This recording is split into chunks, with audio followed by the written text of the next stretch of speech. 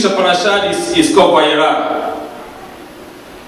Parashat Vayera detailed the first 7 of the 10 plagues, which Adonai brought upon the Egyptians. The parasha begins, however, with a revelation of Adonai to Moshe, restating his name and the reason for the Exodus to uphold the covenant he made to Abraham, Isaac, and to Jacob. The parasha also detailed the lineage of Moshe and the Levites before the narrative of the plagues begins. The name of the parasha, Vayera, is not written until the first word of the second verse. And I want to make it a special statement here, that the gematria for the word Vayera is 208. And that gematria is the same gematria for the name of the son of Abraham called Yitzhak. And what is the meaning of Yitzhak? Yitzhak means I shall laugh. Then in this parasha, God is telling the Egyptian that I'm going to laugh at you.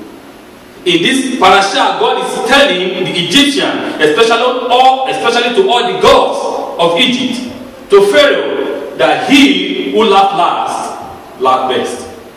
God is telling them that the children of Israel shall laugh at the end. Say, don't worry. Now the trial is much. Now the work is heavy. Now they persecute you, they kill you, they talk evil about you. But God is telling you, don't worry. You shall have the last laugh.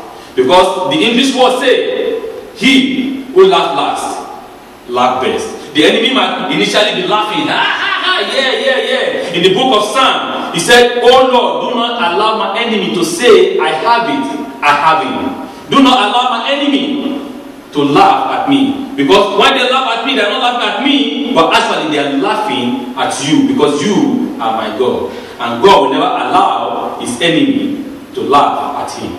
So that is what God is telling in this parasha. He said, the children of Israel will laugh at the end. Say, now the temptation might be tough, the labor might be hard. Don't worry. Keep calm. Keep cool. The Lord thy God is with thee. Don't worry about that. So, and this morning I also want to inform you that I divided this message into 2 parts. The first part is Moshe, the reluctant leader. We know that Moshe was very reluctant.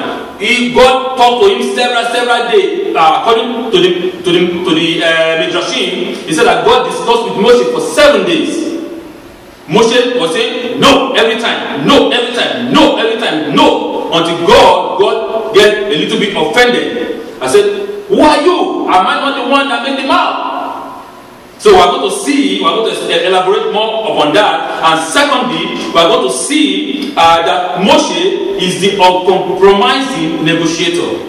The way he went to negotiate the freedom of the people of Israel from Egypt, he never compromised the word of God. He stood by and stood firm. When God said, do this, he never went to God and said, let me go and make a business with Pharaoh. As some of our people or some of our leaders does today. They will go at the back. You have not one discussion. You have one agreement. They go at the back and make a business with the enemy. They go at your back. They go at our back and have another agreement with the enemy. So, but here we can see Moshe was not a person like that. He was an uncompromising negotiator. He stood by the word of God, and he never allowed the taste of the gold or the riches or the blessing, the so-called blessing of Egypt to blind his eyes. Come, speak to Pharaoh, the king of Egypt, and he will let the children of Israel out of his land. That is Shemot chapter 6 verse 11. Exodus 6 verse 11. It took God 7 days to convince Moshe Rabbeinu to take the reins of leadership and guide the Israeli people to freedom. And even that was only after God became angry with him and basically told him that he had no choice in the matter, that he was the man for the job. End of the story. One can certainly understand God impatient with Moshe Rabbeinu. I mean, 7 days. What actually went on during that time, God saying, go, each time. And Moshe, each time, he said, no. For 7 consecutive days. And why get angry with Moshe? Just tell him, listen, I am God. You are Moshe. When I say jump, you say how high. Okay. So get your teams together and be on your way already. There is a nation in need of saving, and you are holding up the show with your stubbornness. So in this case, we can see the interaction, I'm just paraphrasing it, interaction between Moshe and the Almighty. Yes, in the Torah, it wasn't stated that way, but in the Midrashim, that was the way it was stated. We see that it was not just, I'm a man of a lipstick, or I'm a stammerer, I stammer, I cannot discuss much and more. Yeah, God said you go, and he said, no, I don't want to go. God said you are the man for the job. I know what, God, I don't want to have anything to deal with Ramses, the king of Egypt. God understand, that guy, the king of Egypt, is my friend. He was my brother, We fought together, I saved his life several times, and you are telling me not to go and kill him, or you are telling me not to go, but come on, man, it's hard. We knew and we understood that Moshe and Ramses were raised together in the palace. They were brothers. So for you not to raise your sword against your own brothers, he looks so hard, I say, he said, you know what, man, he started contemplating. But God said, you shall do the job. The job is for you. That is the main reason why I raised you up. We can see in the Messianic writing, he said, who are you, O man, to tell God what to do? Does the potter, the man that made the clay, doesn't he have the power over the clay? Haman is a potter. Haman make all kinds, or Anan, make all kinds of what? All kinds of clay. Right? That is his job. He's a potter. He makes a cup, he makes a pot, he makes all kinds of things through the clay. Anan can say, you know what? I'm going to make this one a special pot. And Anan can say at the same time, I'm going to make this pot not as special as that. So Anan has the decision to do whatever he wants to do, because he is what? He is a potter. So who are you now to come and tell God, I can do whatever I want to do? No. It is God who has the final word. It is God who has to tell you go do this, and you have to just say yes, sir. Because you have no what do you call it? You have no say in the matter. You can't even say, oh, God make you. He make you for himself. So he can make one for the glory, and he can make one for the negative glory. So Pharaoh was specially designed to show forth the power of the Almighty God. So in this case, are we going to say that Pharaoh was at fault? It depends on the perspective, from the angle that you look at it from. From the beginning, he said, God has already warned Moshe, Pharaoh will not let you go. But God, we can understand from last week, Parashat, we know that the children of Israel they were too much important for Pharaoh. They labor hard free of charge. Every superpower in the world, where did they get their wealth? How did they get their money or the wealth that they have in those countries? It's because of what? Of free labors. People do the job free of charge, and they accumulate wealth, accumulate wealth.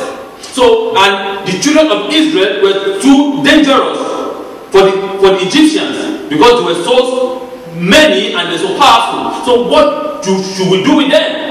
Okay, the thing we can do with them is to make them slaves so that they cannot go out of the land. Because if they go out of the land, who's going to do the job?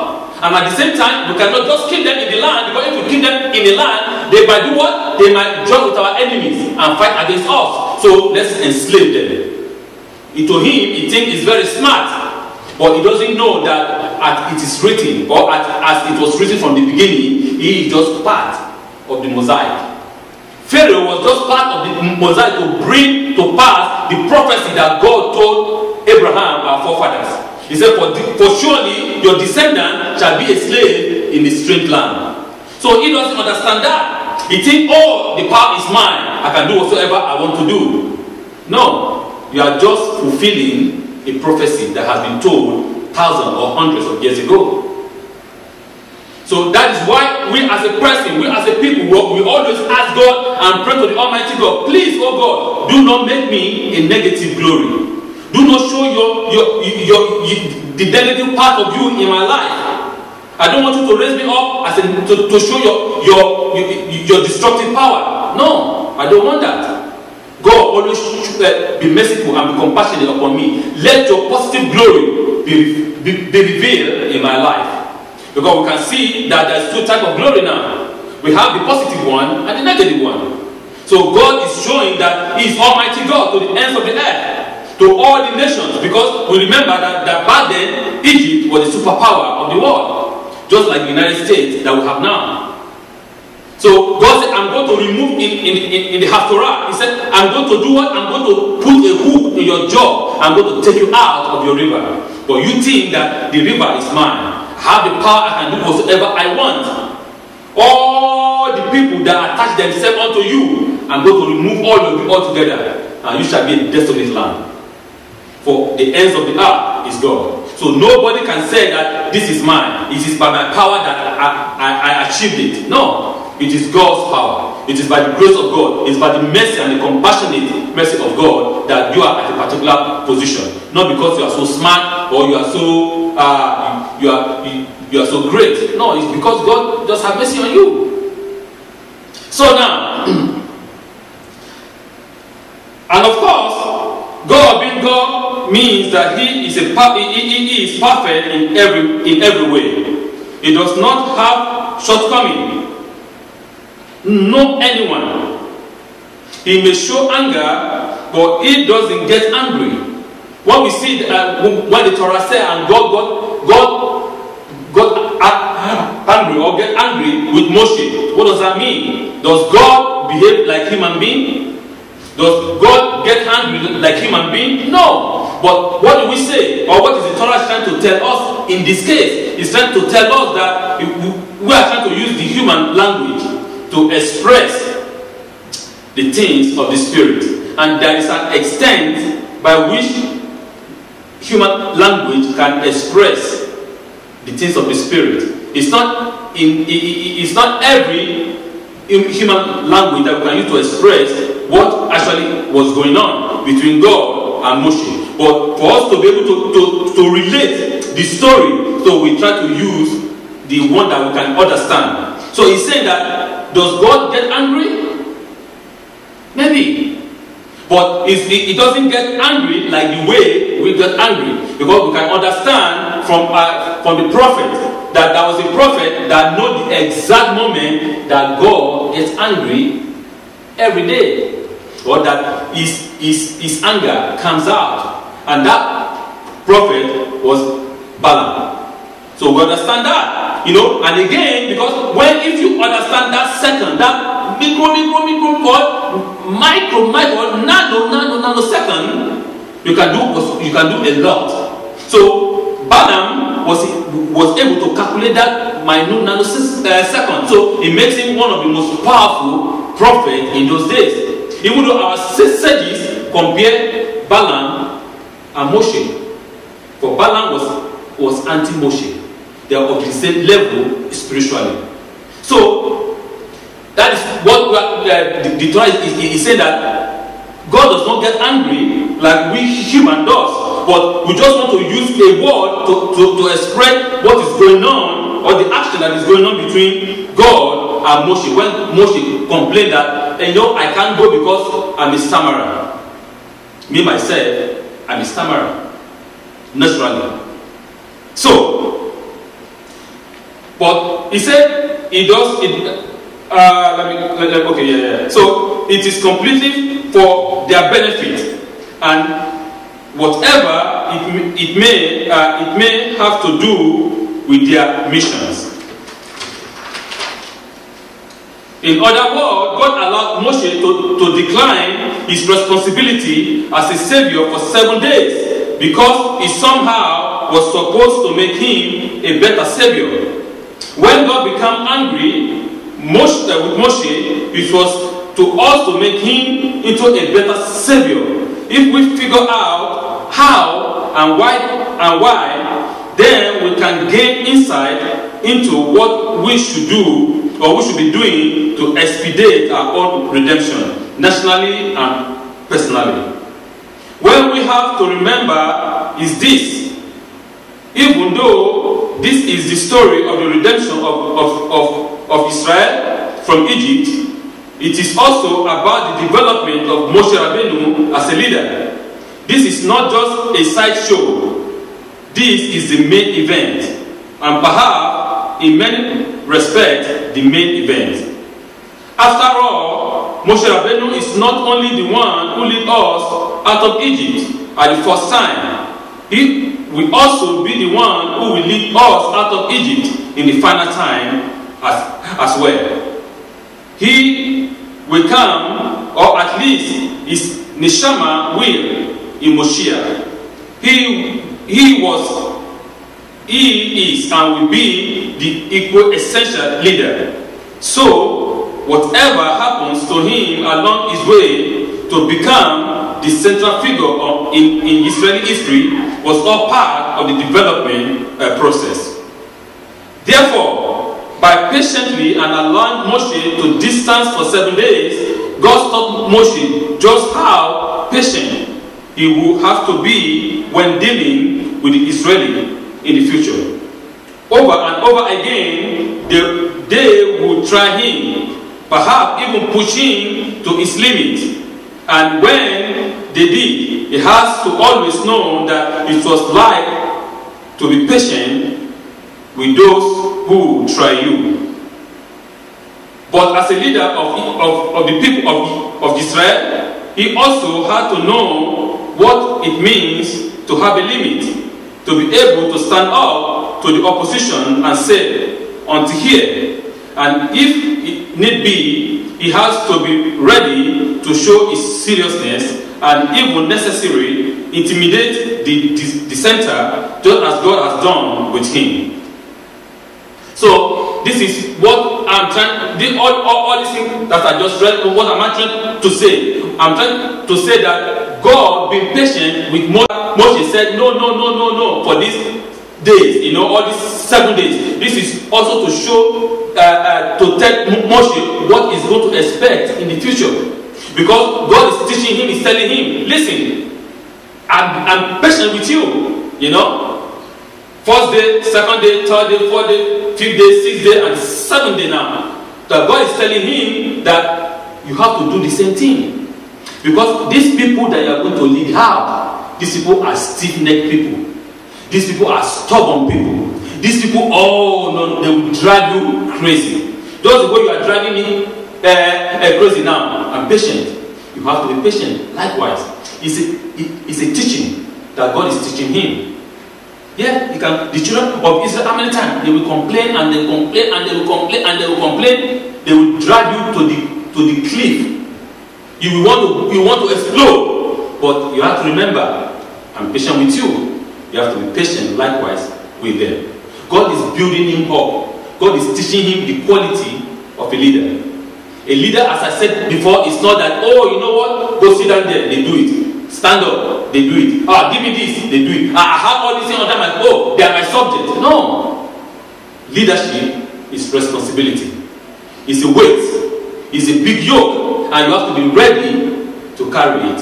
And who can help you to carry it is Adonai Esibaot, who can help you to carry it. It is God who can help you to carry all the responsibility. It is not you can't carry by your human power, or neither by your human knowledge, but by His grace, through the merit of Yeshua HaMashiach. So that is what God is telling him, that listen, my friend, all these things that is happening is for your own good too. I'm directing you, I'm teaching you what is going to come. There was a story like with the former premier of Israel, Golda Meir, when he was discussing with one of the presidents of the United States. She said, listen, I know you have 1,000 and millions and hundreds of millions of people, but me, I have thousands and millions of prime ministers. Because he knows that all the people of Israel are prime ministers on their own. And that means that these people, they don't agree easily like your own people. It's a big job. It's a heavy responsibility. They will drag you not. They will never obey.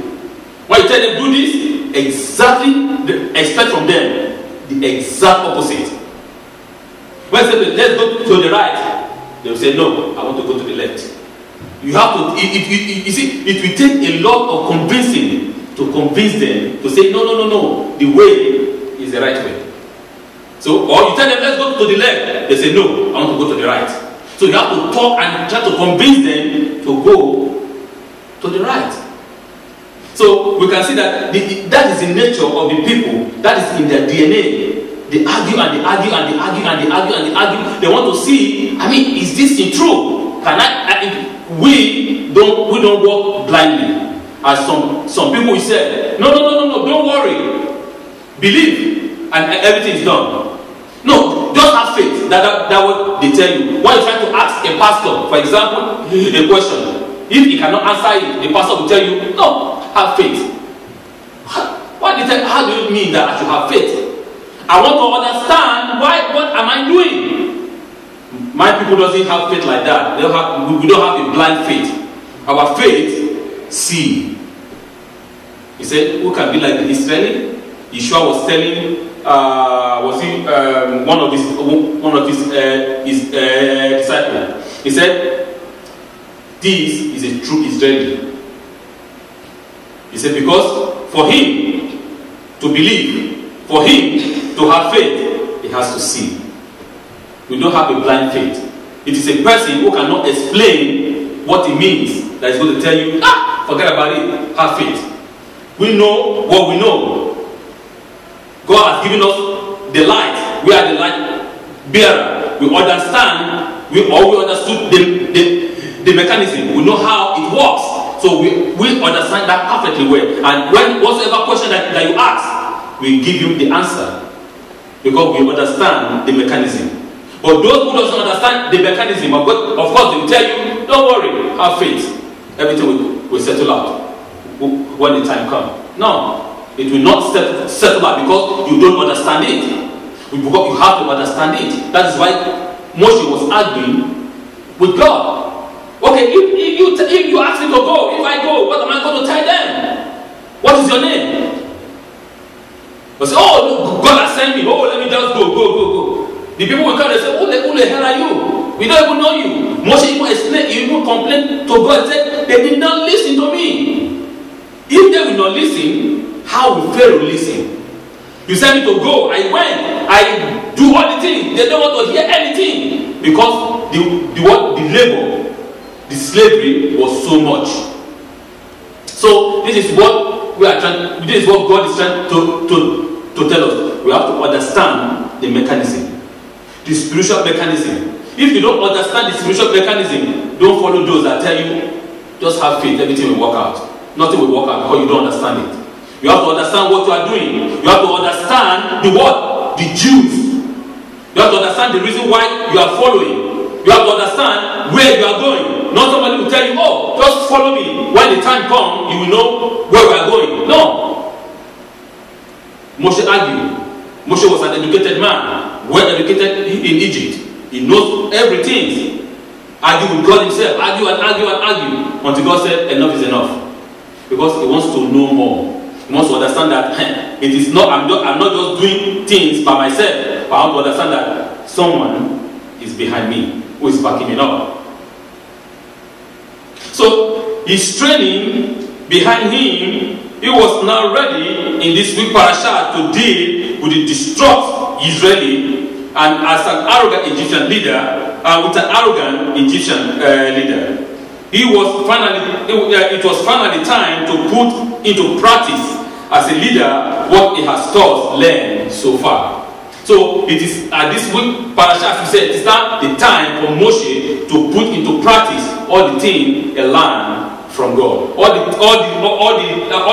steps that God has told him, all the things that God has explained to him on Mount Sinai. This is how you are going to do this. What you are going to do that. It is time for him now to put it into practice. He was a reluctant leader. God pushed him and pushed him and pushed him and pushed him, and he said, "God, don't push me no more." But he is the man for the job. From the beginning, he has been raised up for that job. He might not even understand it. He might not even know it. But at the right time, when the time came, the vision become more clearer. They can understand and understood that yes, no, I'm not for myself. God is using me for this purpose.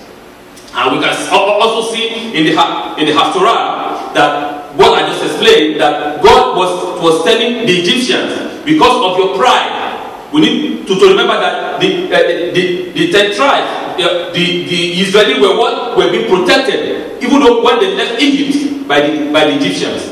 In the Haftorah, God is saying the time has come for you, because you depend. That is, I'm not talking about Yehuda, I'm talking about the 10 tribes. They were being protected by Egypt.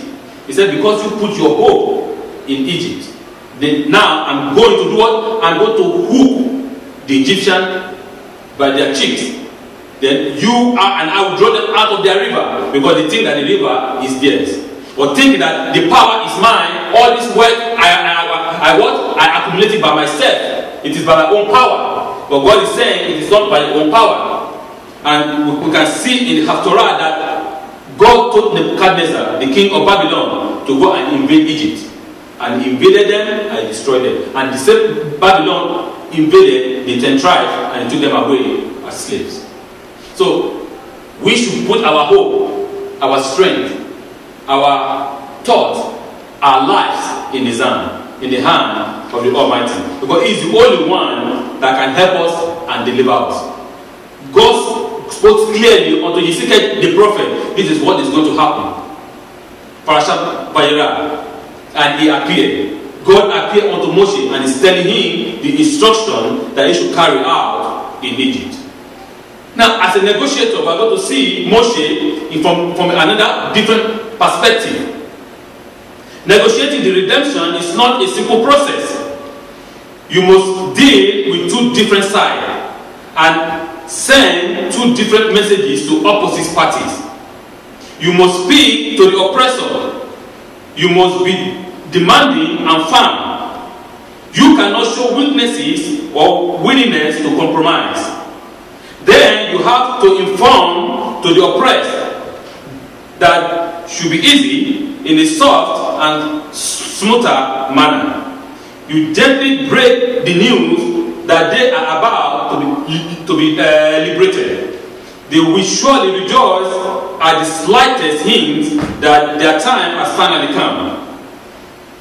That is why I am always surprised by a verse in this week portion that direct Moshe to send the exact same message to Pharaoh and to Israel. That the time has come for you to be free. One message to two different kinds of people. You are going to leave Egypt. A single message. But this message has to be divided between two people. The same message for the children of Israel and the same message to Pharaoh, the king of Egypt. Let my people go. To one, it has to come gently, explaining to them the process of redemption. Listen, the God of your forefathers has appeared unto me. Okay? What is his name? Okay, he told me that his name is Adonai Sebaot. Okay? So what did he say? He said, you have to be free. Okay, and what exact time did he say we have to be free? Oh, he said that now is the time that you have to be free. Some people might doubt, but the leaders, they were convinced. They remember the God of their forefathers.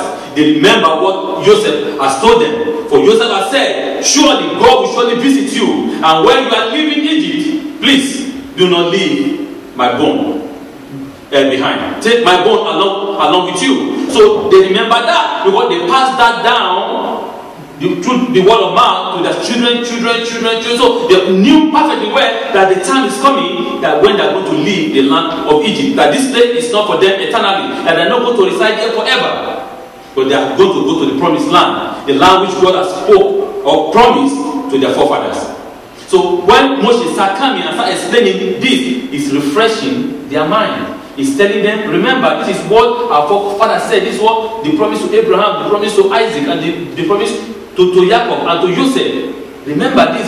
So they wake up from their sleep.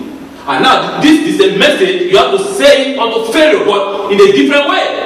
You have to be firm. You have to be demanding, not compromising at all. You have to say, this is what God said. Let the people go. So you have to devise two ways, two means to send the same message to two different groups.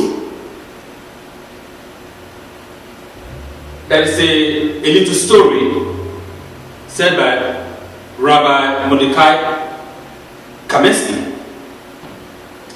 I'm going to read it. It's a very interesting story. He said, there is a wonderful story of a poor farmer who lived under the rule of a miserable landowner in olden days Europe. The evil landowner provided minimal shelter in exchange for a large portion of the farmer's profit.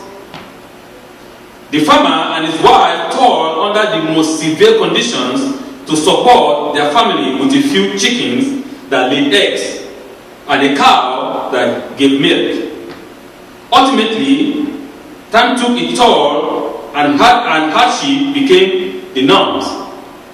The farmer and his wife had their bitter routine and never hoped for a better one. One day, the farmer came back from the market, quite upset. What is the matter, my love? The wife asked. You look as if the worst calamity has happened. It has, he replied. They say in the market that the Moshiach is coming. He will take us all to the land of Israel. What will be of our cow and our chicken? Replied the husband. Where are we going to live? Who will provide shelter for us? What is going to be? His wife replied, who have never stopped having faith in the Almighty. She answered calmly, don't worry, my dear. That is, she's replying to the husband now. Don't worry, my dear husband. The good Lord always protects his people. He saved us from Pharaoh in Egypt. He redeemed us from the evil Aman and has protected us from the harsh decree throughout our exile. No doubt he will protect us from this Messiah too. If you understand the story, you can see the mentality of our people. We've gone through a lot in our lives. These men, they thought they've seen the worst of the worst. They have nothing. They are completely impoverished. They are complete slaves. But at least, even though in their slavery, they have a shelter upon their head. At least, they have a cow that provides them a milk. At least, they have a chicken that laid egg. At least they can go and work little things in the farm and plant some vegetables and have something to eat, at least. But now, somebody is just coming and tell you it's time to leave this place and we are going into the desert. What are you going to think? I think this man is really mad. You want me to leave all this in Egypt? I want taking me into a desert? What am I going to do in the desert? No water, no shelter, no farm. The land does not even grow anything. No rain. I see. You are out of your mind. It will be very, very hard for people to listen to such a message. Say, at least here, we are in slavery. Yeah, I mean, at least we have something over. I mean, there is something that cover our head. We can have some bread and some water and something. And you are telling me now to follow you to some desert. If I see you again, if you say something again, I will show you. It's very hard for you to convince people because people are used to a particular way of life. And for you to convince them that way of life is not right, that way of life is not your life, it's not good, come to another way of life. It's always very hard because they are used to that way of life. To make an improvement, the Holy One, blessed be He, is not asking you for a change. It's not asking me for a change. It's asking. There's a difference between an improve and a change. For God said, all things that He creates is what? Is beautiful. It's very, very good. So you are good. You are very good. But what God is asking you is to improve. From this, you are on this level. You can improve to this level. From this level, you can improve to this level. From this level, you can improve to this level. You can improve and go higher and higher and higher on the ladder of righteousness, of holiness, of peace, of glory. You can't just stay here and say that is the end. God is telling you this is not the end. You can't stay here and say I'm okay. God is saying you are not okay. You can't say because you know what? This my house is good for me. But God is saying that house is too small for you. I want to enlarge your house. You say that God, this my work is good for me. But God is saying I want to make this work a better place for you. You need an improvement. Any man that doesn't want to improve is a dead man. You have to be able to improve your way of thinking. But the people of Israel in Egypt, they thought nothing can be worse than this situation that we are now. But God is saying, I want to improve your situation. I want to take you higher. Higher. I want to draw you close unto myself. Like the seminar that we're going to talk about this morning, the differences between religion and relationship.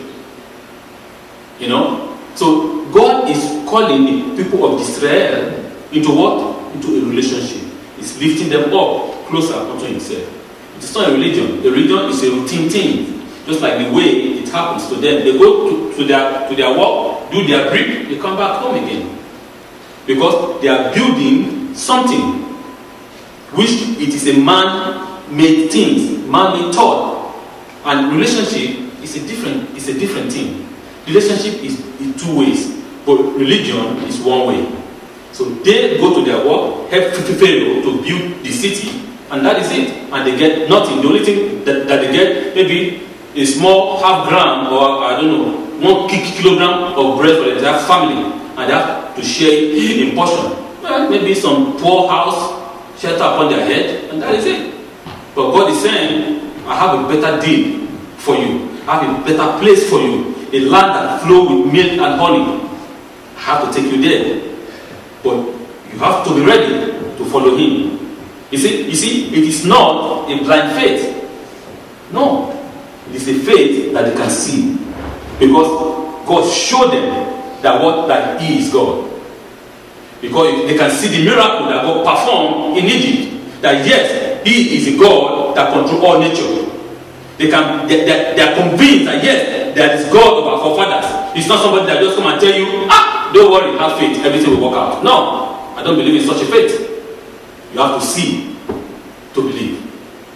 Understand the mechanism. That's what our forefather is saying. Understand who God is. Know Him. God is going to draw you unto Himself. Understand that. Come and see the work of God. God does not sit down and put His hand like this. No, God will surely show you that He is God. Come and see the beauty of God. Come and see the glory of God. Parashat Vayera. And He appeared. God will surely appear unto you. God will appear and improve the situation unto the best. For the best. We have to be ready. We have to come close unto God. You don't have to say, you know what, we are content. No, you don't have to be content in the situation now. Even though you are the greatest person on the planet. Moshe was the greatest person, but he seek way to improve his ways, to improve his life, to improve his relationship with the Almighty. That is what he's telling us, that we shouldn't be content. We should seek for a higher understanding. We should seek for a higher growth. We should seek for a higher relationship with the Almighty. Parashat Vayera. Shabbat Shalom.